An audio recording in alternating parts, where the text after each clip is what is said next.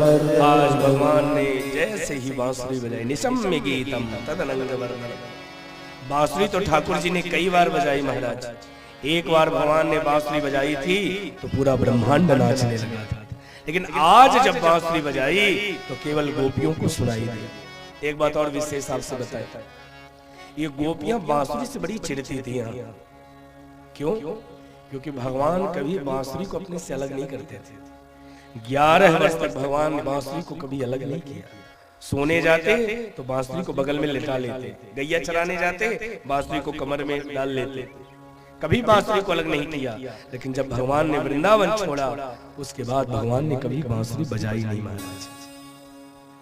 जब तक भगवान वृंदावन में थे तभी तक बांसुरी बजाई। ये गोपियां बांसुरी से पता है क्या कहती हैं? ये गोपियां बांसुरी से कहते हैं कि बांसुरी हमारी सौतन है, और एक स्त्री सब बर्दाश्त कर सकती लेकिन सौतन बर्दाश्त नहीं कर सकती। तो बांसुरी को कहती है तो मेरी सौतन है। कैसे सौतन है? तो कहा देखो ना, ये कृष्ण का कभी साथ ही नहीं छोड़ती। ये थोड़ा आवाज खींच रहा भैया, इसको ठीक करे। बांसुरी से कहा ये कभी कृष्ण का साथ ही नहीं छोड़ती महाराज। और देखो जब कन्हैया के पास आती है तो कन्हैया से कहती हमारे लिए बिस्तर लगा दो। तो कन्हैया बिस्तर काहे के लगाते हैं? अपने हाथों की उंगलियों की भगवान बिस्तर लगा देते हैं। जैसे बिस्तर में बैठती है फिर कहती है ऐसे नींद नहीं आवेगी तो तकिया तो दो। तो भगवान अपने अधरों की, समझ रहे हैं ना जो मैं कह रहा हूँ, हाथों का बिस्तर दे दिए और अधरों की तकिया दे दिए। भगवान ने अपने अधरों को होठों की तकिया बना दिए। फिर भी महारानी को चैन नहीं आता। फिर महारानी कहती हैं कि पंखा तो झलो। तो मानो जब भगवान उसमें वायु फूंकते हैं तो मानो पंखा झल रहे हैं। फिर महारानी को चैन नहीं आता। फिर महारानी कहती मेरे चरण तो दबाओ। और जब भगवान बांसुरी के साथ छिद्र को दबाते हैं तो मानो बांसुरी के चरण दबा रहे हैं। ये वेणु गीत का यही तो वर्णन है। ये बांसुरी कौन है पता है?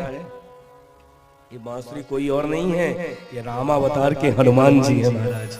हनुमान जी ने राम जी कितनी सेवा करी कि राम जी ने कहा हनुमान चिंता मत करो, कृष्णावतार में मैं तुमको बांसुरी बनाकर बुलाऊंगा और मैं तुम्हारी सेवा करूंगा।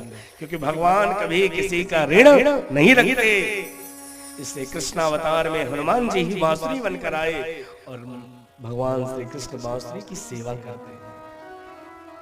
आज जैसे भगवान ने बांसुरी बजाई, आज की बांसुरी बड़ी विशेष थी।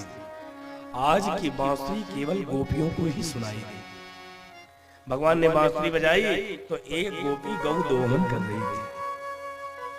गौ दोहन समझ गए? गौ माता का दूध निकाल रही थी और जैसे कन्हैया के बांसुरी सुनाई दी, दूध का बर्तन फेंका और कृष्ण की ओर भागी। एक गोपी लिम्प्यंता यानी गाय के गोबर से घर का लेपन कर रही थी। गाय के गोबर से घर का लेपन कर रही थी और जैसे कन्हैया की बांसुरी सुनाई दी तो उसने हाथ तक नहीं धोया महाराज, ऐसी पहुंच गई। एक बात जरा विचार करिए, यदि स्त्री पुरुष का मिलन होता तो गोपियां श्रृंगार करके जाती, लेकिन यह श्रृंगार का होश कहाँ था? जो जिस अवस्था में थी उसी अवस्था में भागी महाराज। एक गोपी, पता है, एक गोपी आंखों में काजल लगा रही थी। एक आंख में काजल लगा चुकी थी, दूसरे में लगाने ही वाली थी। इतने में कन्हैया की बांसुरी सुनाई दी, एक आंख में ही काजल लगाए पहुंच गई। एक गोपी पता है श्रृंगार कर ही रही थी, इतने में बांसुरी सुनाई दी तो वो अपनी सुध बुध भूल गई, तो आंख वाली चीज होठ में लगा डाली और होठ वाली चीज आंख में लगा डाली। ऐसे वो गोपी भाई। एक गोपी अपने ससुर जी को भोजन दे रही थी, तभी गौ माता ने आवाज लगानी चालू करी। तो गौ माता को डालना था भूसा और ससुर जी को देनी थी रोटी, लेकिन तभी बज गई कन्हैया की बांसुरी, तो ससुर जी को डाल दिया भूसा और गौ माता को दे आई रोटी, और वो गोपी भी भागी। एक गोपी चलने लगी तो उसके पति ने उसको बंद कर दिया घर के अंदर। तो उस गोपी ने कहा इस हाड़ मांस के शरीर को तुम चाटो, लेकिन मेरी आत्मा तो पहले ही परमात्मा से मिल जाएगी।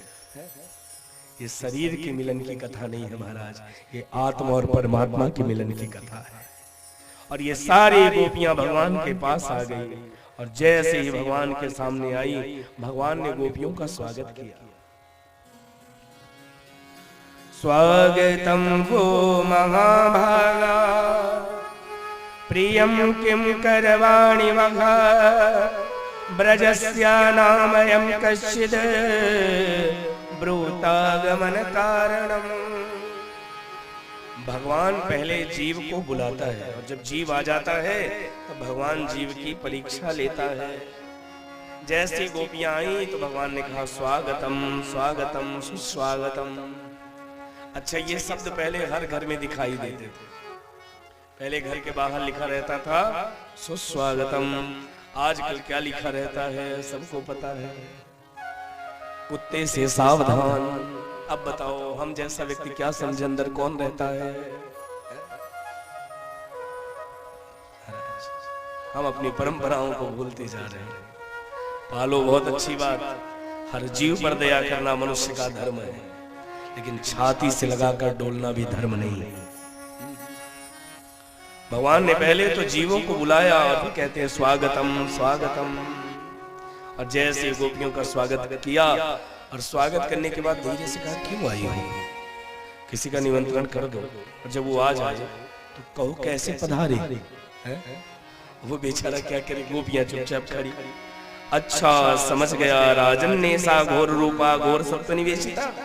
अरे गोपियों, तुम्हें पता है अर्धरात्रि है और रात्रि के समय ऐसे अपने पतियों को छोड़कर गैर पुरुष के पास नहीं जाना चाहिए। अर्धरात्रि में अपने पति को छोड़कर चली आई, जाओ यहां से, ये अच्छी बात नहीं है। गोपियां चुप चुप। भगवान ने कहा अच्छा समझ गया, तुम लोग शरद पूर्णिमा का चंद्रमा देखने आई हो ना, ऊपर देखो, देख लिया चंद्रमा, अब जाओ यहां से। गोपियां चुप। अच्छा तुम यमुना का जल देखने आई हो, ये देखो यमुना का जल बह रहा है, देख लिया ना, अब जाओ यहां से। गोपियां चुप। और सुखदेव जी कहते हैं श्रवणा दर्शना ध्यायन मयि भावो निकीर्तिना ना तथा सन्निकर्षेण प्रतियात ततो गृह। जब भगवान गोपियों को ऐसा कह रहे थे तो देखना, जब व्यक्ति बहुत चिंतित होता है तो कई बार पैर की अंगूठे के नाखून से जमीन को कुरेदने लगता है। कई बार ऐसा होता है ना, कई लोग ज्यादा टेंशन में आए तो सर खुजलाने लगते हैं, कई बार ज्यादा टेंशन में आए तो कई लोग नाखून चबाने लगते हैं। कई बार देखिए ये सब दिखाई देता है महाराज। तो कई लोग पैर के नाखून से जमीन को कुरेदने लगते हैं, ये गोपियां पैरों के नाखून से जमीन को कुरेदने लगी। और जब भगवान ऐसा कह रहे थे, इन गोपियों की आंखों से अश्रुधार बही और आंखों में लगा था काजल, और वो काजल बहकर इनकी छाती से बीच से होता हुआ ऐसा लग रहा था जैसे कोई बढ़ई लकड़ी को काटने के लिए जैसे निशान बनाता है, ऐसे इनके आधे शरीर में निशान बन गया। इन गोपियों की आंखों से झरझर अश्रु गिरने लगा। भगवान ने कहा क्यों आई हो, जाओ यहां से, पतिव्रता धर्म नहीं पता तुम्हें। और 10 श्लोकों में भगवान ने गोपियों को समझाया। सुखदेव जी ने कहा 10 श्लोकों में भगवान ने गोपियों को समझाया और 11 श्लोकों में गोपियों ने उसका उत्तर दिया। मानो शास्त्रार्थ में गोपियों ने कृष्ण को ही हरा दिया। भक्त से तो भगवान हारना भी स्वीकार कर लेता है महाराज, भक्त से तो हारना भी उसको स्वीकार है, लेकिन पहले हम सच्चे भक्त बने तो सही।